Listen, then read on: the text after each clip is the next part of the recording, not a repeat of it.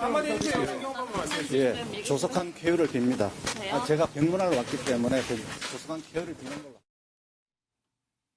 신재민 전 사무관이 어제 발견이 되고 양재민 변호사님 분당 서울대병원으로 옮겼다는 얘기를 들었거든요.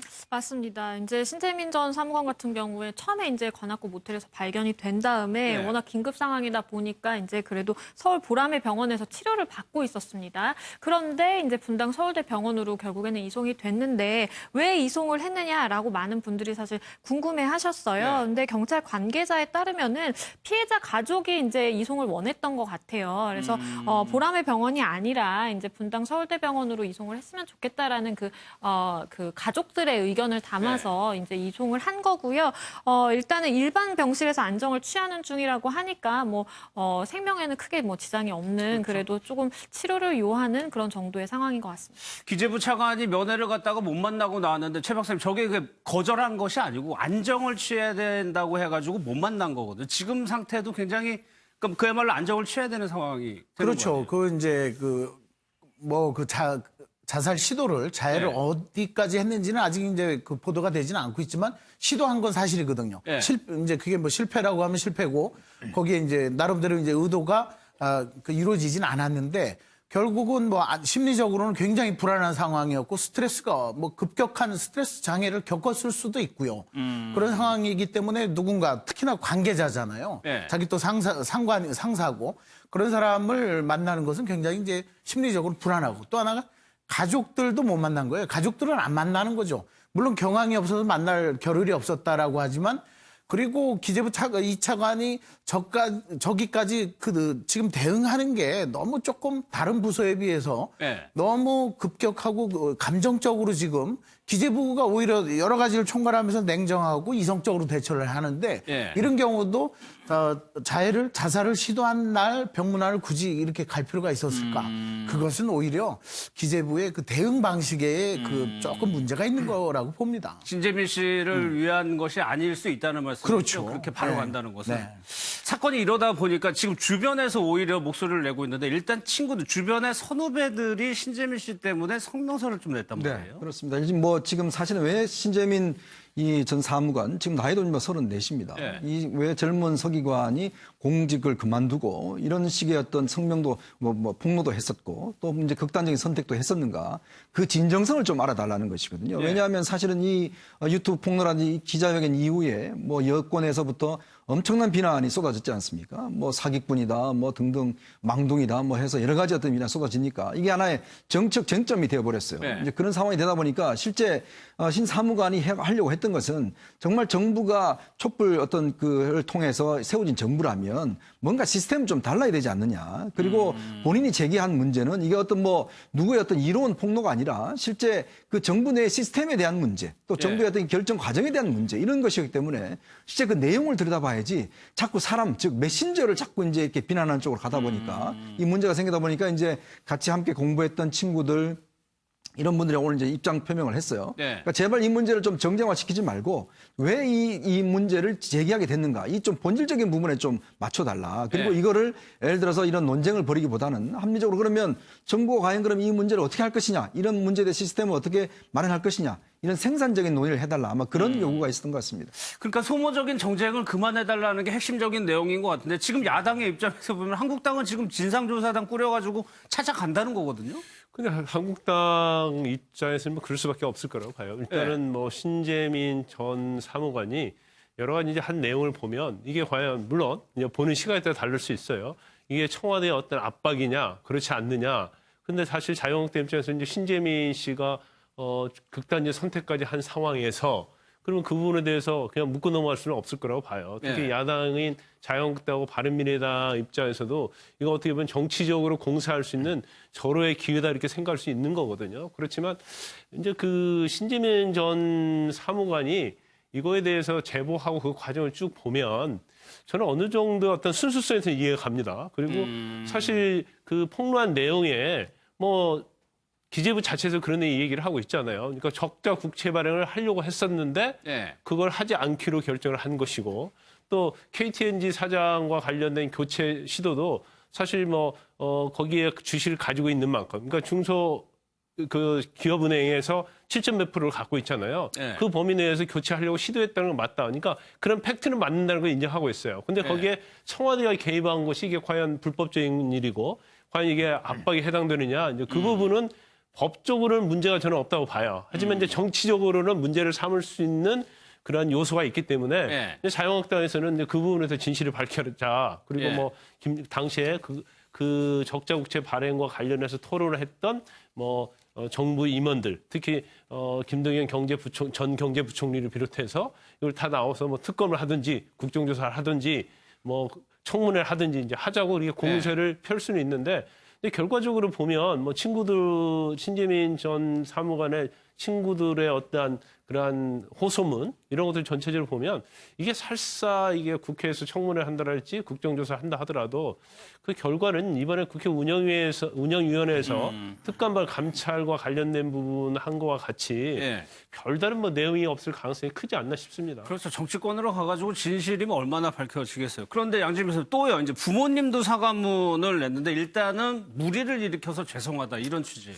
맞습니다. 그러니까 신재민 전 사무관의 부모님께서 이제 사과문을 발표한 것에 따르면은 예. 일단은 뭐 극단적인 선택을 시도를 해서 사회적으로 굉장히 좀 뭐 사람들의 이목이 집중이 됐었잖아요. 그러다 보니까 무리를 일으킨 점 죄송하다라면서 신재민 전 사무관이 사실은 주위에 폐를 끼쳤다는 생각 때문에 많이 괴로워했다라고 해요. 그래서 본인은 어쨌든 뭐 소신이 있었고 옳은 일이라고 생각을 했기 때문에 이번 일을 사실은 뭐 이렇게 행한 건데, 그런데 본인이 생각한 것보다 너무 이 파급 효과가 막대하고 그리고 파장이 본인이 생각한 것보다 너무나 크다 보니까 사실은 스트레스가 굉장히 좀 심했던 것 같습니다. 그래서 스트레스가 워낙 심각해서 잘못된 선택을 하려고 한 것 같다라고 하면서 적절한 뭐 일단은 뭐 국민들과 그리고 여러 뭐 정치인들과 뭐 그 신재민 전 사무관에 대해서 관심을 갖고 뭐 여러 가지 언급을 했던 그 사람들에 대해서 적절한 사과였다라고 보입니다.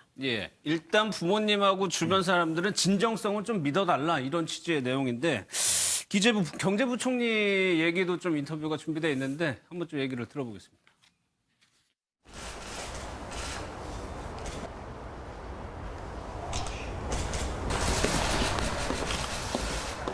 신 전 사무관이 본인이 알고 있는 내용 범위 내에서 말을 하다 보니까 그것이 실제로 기획재정부 내에서 이루어졌던 여러 가지 고려와 의사결정 과정에 대해서 본인이 다 알지 못하는 것을 본인이 알고 보고 들은 것만을 토대로 해서 전체로 얘기한 바람에 기획재정부로서는 잘못 알려진 거, 국민들이 오해할 만한 것들이 있어서 그렇게 대응할 수밖에 없었고요.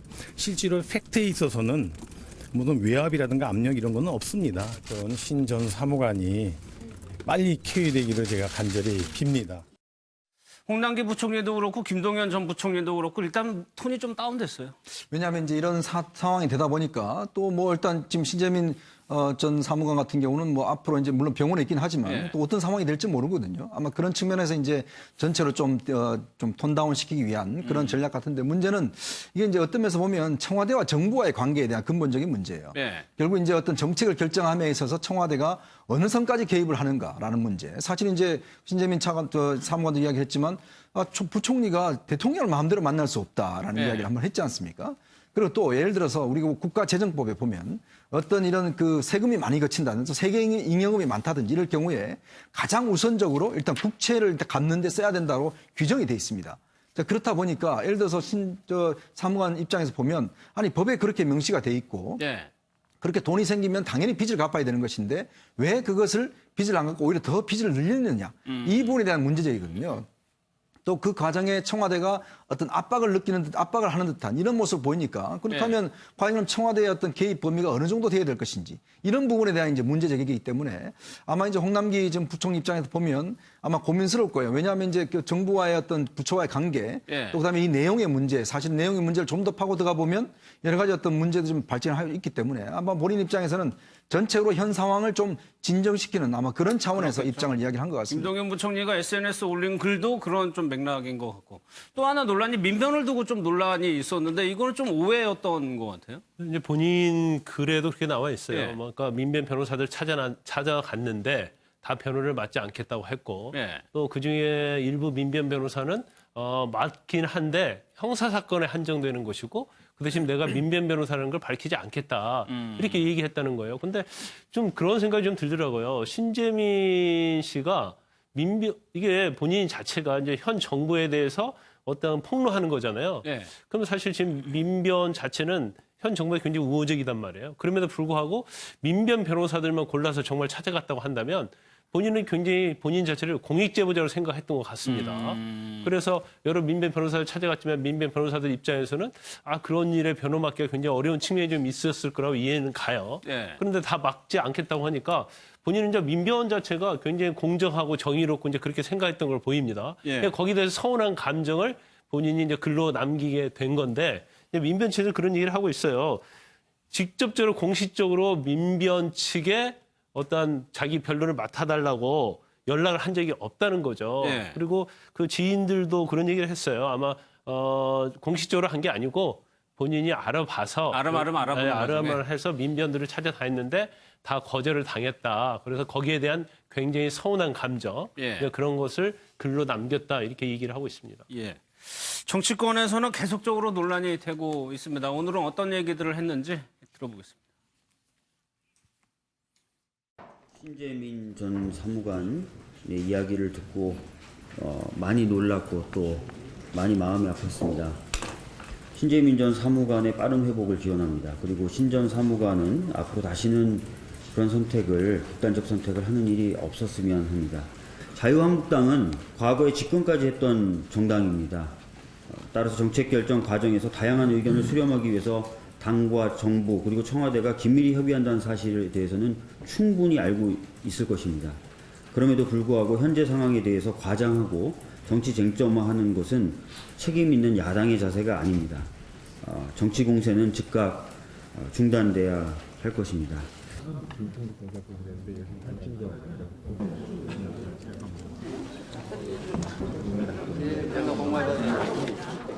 제가 모두에 말씀드린 것처럼 지금 공익제보자에 대해서 범법자화하는 이 정권의 문제 그리고 드러난 각종 사찰 그리고 조작에 대해서 대통령께서 답해야 될 거라고 생각을 해서 오늘 청와대에 우리 수석 부대표를 중심으로 해서 우리 진상조사단 의원들이 함께 방문할 것이라는 말씀을 드립니다.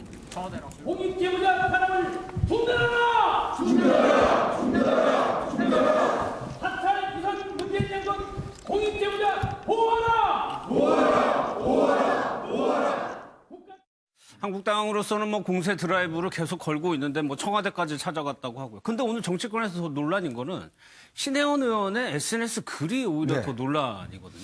그렇습니다. 사실 저는 이 문제가 네. 어떤 물론 이제 참 30대 젊은 전직 이제 공무원이 본인이 모든 것을 걸고 이제 폭로를 했지 않습니까? 네. 그렇다면 물론 뭐 당파적으로 바라볼 수는 있습니다. 그렇지만 그 한 사람의 폭로에 대해서 정말 차마 입에 담을 수 없는 이야기들로 평가를 하는 것이거든요. 왜냐하면 뭐 망둥이다, 사기꾼이다, 머리가 나쁘다, 뭐 시험 공부를 너무 오래 했다, 뭐 등등 이런 식의 어떤 이야기들. 네. 사실 뭐 손혜원 의원 같은 경우도 이 신재민 사무관에 대해서 아무것도 모르는 사람입니다. 그럼에도 불구하고 이미 머리가 나쁜 사람인 척은 자기가 위인인 것처럼 위장을 했다. 사기꾼이다. 돈을 네. 벌려고 했다라든지 어떤 사람에 대해서 너무 어떤 편견에 어떤 쌓인 그런 평가를 해서 한 사람을 인격적으로 모독하는 거라든지 저는 그런 측면은 과연 예전에 좀 한 2년 전에 아시겠지만 박근혜 그 국정농단 사건이 있었을 때 네. 그때 한번 보십시오. 그때 고영태와 노승일 씨를 어떻게 대우를 했는지 네. 그때 또 의인이라고 그러고 다 떠받들지 않았습니까? 그랬죠. 어떤 면에서 보면 이 젊은 공무원이 정말 정부의 어떤 문제점에 대해서 그래도 이 정부는 그래도 들어줄 줄 알았다라고 이야기를 했지 않습니까? 자, 그런 어떤 마음의 상처를 안고 극단적 선택을 한 것이거든요. 네. 그렇다면 이 여당의 의원들이 과연 이 문제를 저런 식으로 평가할 문제인가? 그리고 뭐 제대로 알아보지도 않고 저렇게 인신공격적인 이야기를 해놓고 이제 와서는 다 네. 삭제해버리고. 과연 이게 너무 무책임한 거 아니겠습니까? 고영태 씨를 얘기를 했는데 사실 고영태 씨는 형이 선고가 된 1년 6개월 형을 받은 사람인데 당시 뭐 그때하고는 다릅니다. 내용도 다르긴 하지만은 그때 고영태 씨 건하고 비교해서 얘기하는 분들이 많더라고요. 너무 정치 정략적으로 가면 네. 안 된다고 봐요. 그러니까 신재민 씨 같은 경우에는 그 내용 자체가 그다음에 청와대에서 압박을 했다 얘기하는 건데 이제 청와대와 같이 회의하고 그런 건 다 맞잖아요. 토론하고.